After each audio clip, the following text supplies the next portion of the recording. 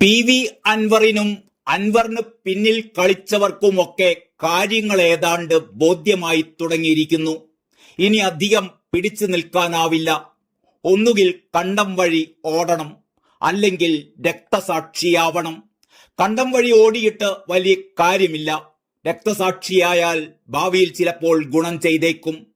Police സംരക്ഷണം ആവശ്യപ്പെട്ട് DGPക്ക് കത്ത് നൽകിയിരിക്കുകയാണ് PV അൻവർ MLA. വീടിനും സ്വത്തിനും സംരക്ഷണം വേണം എന്നാണ് ആവശ്യം. തന്നെ കൊലപ്പെടുത്താനും വീട്ടുകാരെ അപായപ്പെടുത്താനും സാധ്യതയുണ്ടെന്നും അൻവർ കത്തിൽ പറയുന്നു. തനിക്കെതിരെ ഭീഷണിക്കത്ത് വന്നു എന്നും ജീവഭയം ഉണ്ടെന്നും കാണിച്ചാണ് പോലീസ് സംരക്ഷണം ആവശ്യപ്പെട്ടിരിക്കുന്നത്. കത്തിന്റെ പകർപ്പും പരാതിക്കൊപ്പം നൽകിയിട്ടുണ്ട്. DGPയുമായി PV അൻവർ MLA നടത്തിയ കൂടിക്കാഴ്ചയ്ക്ക് ശേഷമാണ് MLAയുടെ ഔദ്യോഗിക ലെറ്റർ പാഡിൽ തന്നെ പരാതി നൽകിയിരിക്കുന്നത്.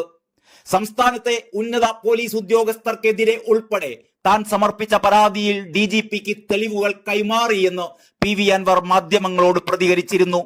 MR അജിത് കുമാർ ഇപ്പോഴും ക്രമസമാധാന ചുമതലയുള്ള ADGPയായി തുടരുന്നതിനാലാണ് കൂടുതൽ തെളിവുകൾ കിട്ടാത്തത് എന്ന് PV അൻവർ ആരോപിക്കുന്നു.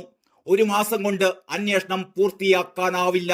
അന്വേഷണത്തിലൂടെ കുറ്റങ്ങൾ തെളിഞ്ഞാൽ കുറ്റക്കാർക്കെതിരെ സർക്കാർ നടപടി സ്വീകരിക്കുമെന്ന് പ്രതീക്ഷിക്കുന്നതായും അൻവർ കൂട്ടിച്ചേർക്കുകയുണ്ടായി. സംസ്ഥാന പോലീസ് തലപ്പത്തെ ഒന്നാമൻ രണ്ടാമനായ ഉദ്യോഗസ്ഥനെ ചോദ്യം ചെയ്യുന്ന അത്യപൂർവ സംഭവമാണ് ഇന്നലെ പോലീസ് ആസ്ഥാനത്തരങ്ങേറിയത്. അതും ഭരണകക്ഷി MLAയുടെ പരാതിയിൽ എന്നതും ഏറെ ശ്രദ്ധേയമാണ്. മലപ്പുറത്തെ സ്വർണം പൊട്ടിക്കൽ, റിദാൻ കൊലപാതകം, വ്യവസായിയായ മാമി തിരോധാന കേസ്, ഫോൺ ചോർത്തൽ, തൃശൂർ പൂരം കലക്കൽ, കവടിയാറിലെ കെട്ടിട നിർമ്മാണം തുടങ്ങി PV അൻവർ നൽകിയ പരാതികളിലെ പ്രധാന ആരോപണങ്ങളെല്ലാം 4 മണിക്കൂറോളം നീണ്ട മൊഴിയെടുപ്പിൽ DGP ചോദ്യങ്ങളായി ഉയർത്തി. ചിലതിന് രേഖകൾ ഉയർത്തിയും അല്ലാത്തതിന് വിശദീകരണത്തോടെയുമായിരുന്നു ADGP MR അജിത് കുമാറിന്റെ മറുപടി. തനിക്കെതിരെ ആരോപണങ്ങൾ ഉന്നയിക്കാൻ PV അൻവറിന് പിന്നിൽ ഒരു മാഫിയ സംഘം പ്രവർത്തിക്കുന്നു എന്നാണ് MR അജിത് കുമാറിന്റെ പ്രധാന മൊഴി. കുഴൽപ്പണ ഇടപാടുകാരും തീവ്രവാദ ബന്ധമുള്ളവരുമാണ് ആരോപണങ്ങൾക്ക് പിന്നിലെന്നും ADGP മൊഴി നൽകിയിട്ടുണ്ട്. മലപ്പുറം ജില്ലയിൽ നടന്ന സ്വർണവേട്ടയും പ്രതികാരത്തിന് കാരണമായി എന്ന് DGPക്ക് നൽകിയ മൊഴിയിൽ MR അജിത് കുമാർ ആരോപിക്കുന്നു.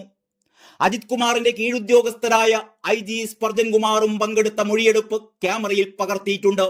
അൻവറിന്റെ ആരോപണങ്ങൾ യുക്തിക്ക് പോലും നിരക്കാത്തതാണ് എന്ന് ആവർത്തിച്ച് നിഷേധിച്ച അജിത് കുമാർ സത്യം തെളിയിക്കാൻ ആരെക്കാൾ കാത്തിരിക്കുന്നത് താനാണ് എന്നുകൂടി DGPയോട് വിശദീകരിച്ചു. ADGPയുടെ മറുപടിയും ഇതുവരെ ശേഖരിച്ച തെളിവുകളും വിലയിരുത്തി അടുത്ത ആഴ്ച തന്നെ DGP റിപ്പോർട്ട് നൽകുമെന്നാണ് പ്രതീക്ഷിക്കുന്നത്. അജിത് കുമാറിനെ മാറ്റണോ എന്ന കാര്യത്തിലും രാഷ്ട്രീയ ആരോപണങ്ങളെ പ്രതിരോധിച്ച മുഖ്യമന്ത്രിയുടെ തുടർ നീക്കത്തിലുമെല്ലാം ഈ റിപ്പോർട്ട് നിർണായകമാവും.